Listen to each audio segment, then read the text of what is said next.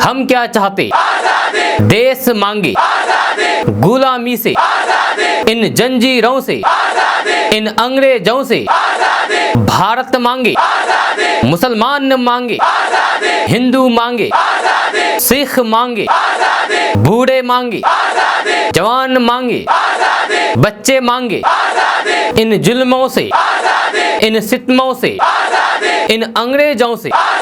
जी हाँ, ये नारा, ये स्लोगन सन 1947 से पहले खूब बुलंद किया जा रहा था। देश के कोने कोने से ये आवाज़ें उठ रही थी कि हमें आज़ाद करो, हमें आज़ाद करो। सन 1947 से पहले अंग्रेजों के खिलाफ ये नारा, ये स्लोगन पूरे भारत में गूंज रहा था और अपनी आज़ादी की मांग की जा रही थी। इन नारों के बदौलत, इन संघर्षों के बदौलत सन 1947 को हमारा देश आज़ाद हुआ। जी हाँ, 15 अगस्त 2047 को आज़ादी का शताब्दी समारोह मनाते हुए हम अपने देश को किस स्वरूप में देखना चाहते हैं, ये हमारा राष्ट्रीय उत्तरदायित्व है। आज हम जो कुछ भी हैं, अपने बीते हुए कल का परिणाम है। आज बढ़ाया हुआ हमारा हर कदम ये निर्धारित करता है कि कल हमारी दिशा और दशा क्या होगी।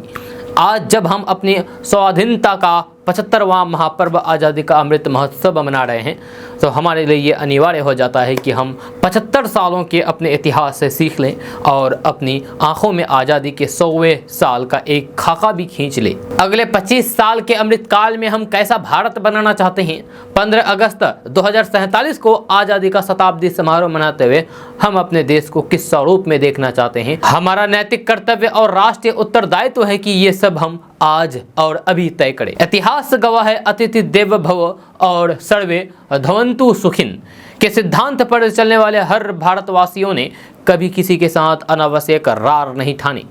लेकिन बात अगर राष्ट्रीय स्वाभिमान की हुई तो फिर हमने कभी हार नहीं मानी। पराधीन सपने हो सुख नाही जैसे अटल सत्य को जीने के लिए हमने अपनी स्वाधीन चेतना को घास की रोटियां खिला करके पाला है। सेल्यूलर जेल का 2 कटोरी पानी पिला के जीवित रखा है। हमारे इस तप का परिणाम हुआ है कि हमने मात्र 75 सालों में सुई से सैटेलाइट और रुई से रॉकेट तक की यात्रा तय कर ली है।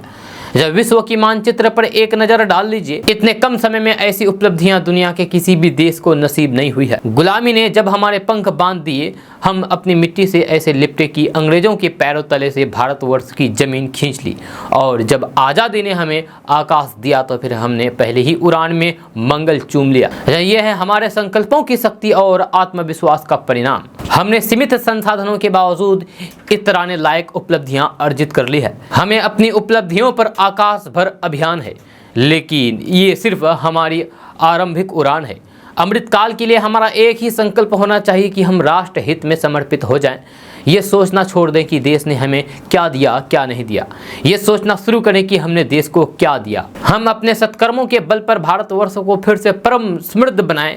एक ऐसी व्यवस्था जहां व्यक्ति के लिए राष्ट्र प्रथम हो और राष्ट्र के लिए व्यक्ति प्रथम हो। हमें एक ऐसे स्वर्ण राष्ट्र का निर्माण करें जो अपने नायकों से सीख करके आगे बढ़ने वाला हो, राम राज्य के आदर्शों पर चलने वाला हो। पूज्य गोस्वामी तुलसीदास जी राम राज्य के संदर्भ में कहते हैं कि बैरू ना काहू सन कोई, राम प्रताप विषमता खोई। दैहिक दैविक भौतिक तापा, राम राज्य नाही कहुए व्यापा। अमृतकाल के बाद जब हम अपनी आज़ादी की 100वीं वर्षगांठ मनाएं, तब हमारा भारतवर्ष भी राम राज्य की तरह खुशहाल हो चुका हो, बेमिसाल हो चुका हो। हमें इस कालखंड में एक ऐसा भारत बनाना है जहां सामाजिकता का स्तर इतना ऊंचा हो कि लोगों के बीच किसी भी प्रकार के बैर भाव की कोई भी गुंजाइश ना रहे। सब मिलजुल करके रहें और एक दूसरे की आस्थाओं का सम्मान करें, धर्मों का सम्मान करें। सभी पुरुषार्थी हो और योग्यता के अनुसार के साथ सभी आजीविका के साधन मौजूद हो।